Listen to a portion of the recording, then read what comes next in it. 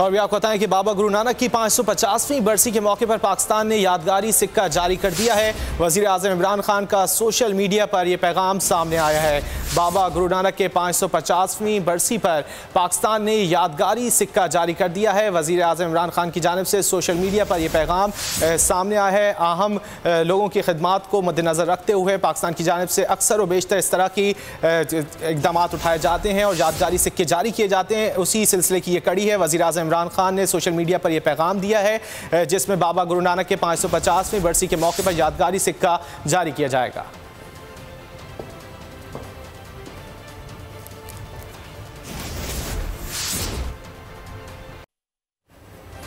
और भी आपको बताएं कि बाबा गुरु नानक की 550वीं बरसी के मौके पर पाकिस्तान ने यादगारी सिक्का जारी कर दिया है। वज़ीर आज़म इमरान खान का सोशल मीडिया पर यह पैगाम सामने आया है।